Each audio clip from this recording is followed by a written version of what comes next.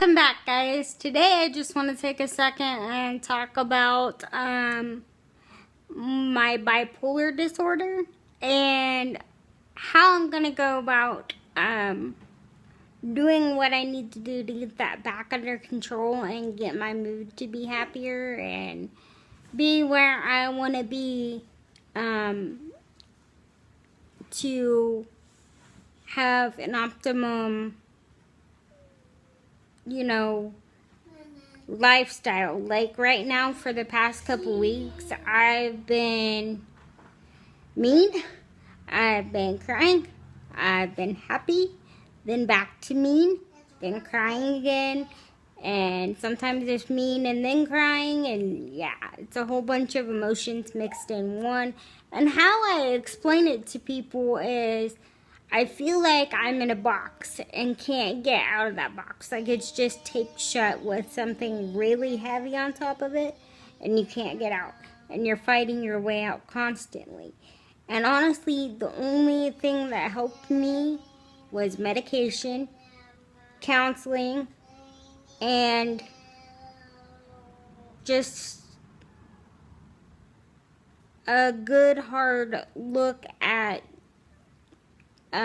different things that happened in my life, what may have caused the switch in my brain, which we knew, I didn't know, but when I was little, I was really mean at the drop of a hat too, as well as I would cry over everything.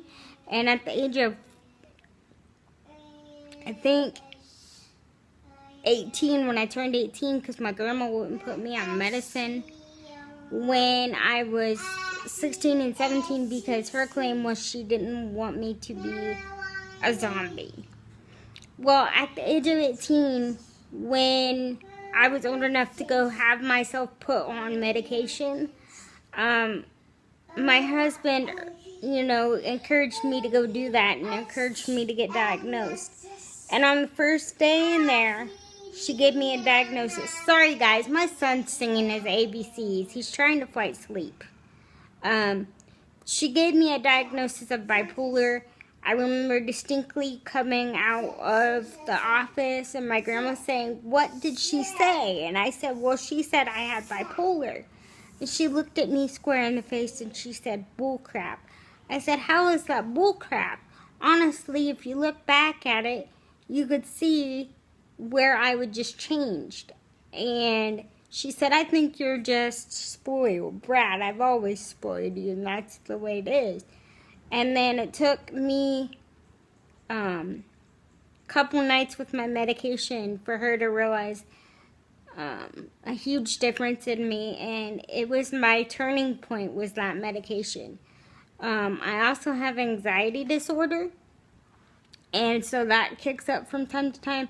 And I only notice when I'm going on a downhill bipolar slope, when I start crying over nothing, when I start thinking people don't love me, when I start thinking I've done all the bad, and, there's a reason why nobody wants to be around me, and why was I chosen when I can't even help my kids? Why was I chosen to be their mother? The woe is me stuff.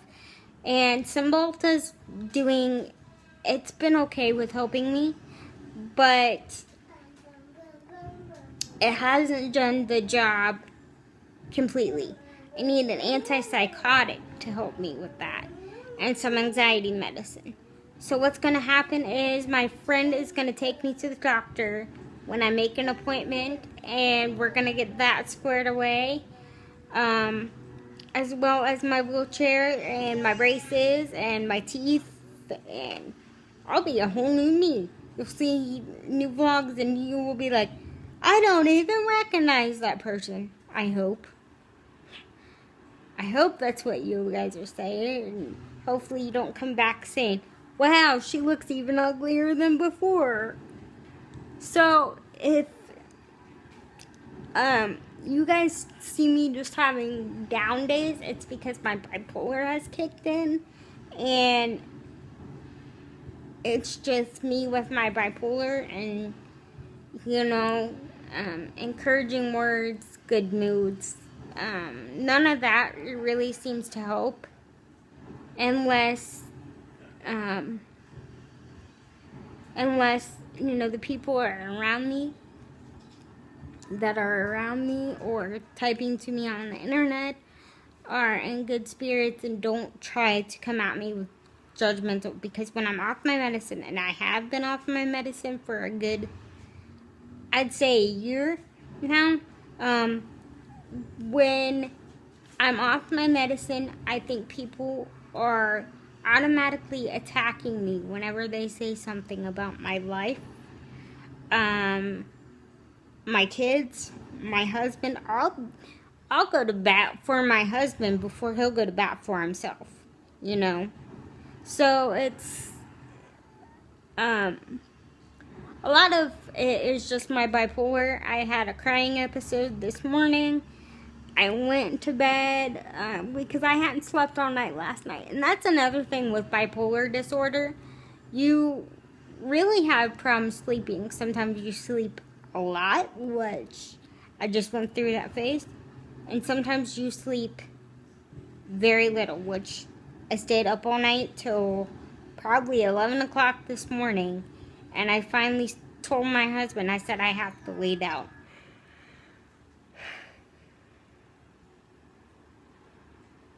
And I didn't get up till 5 p.m. this afternoon because of that lack of sleep. So bipolar does mess with your sleep. It does give you a sleep disorder.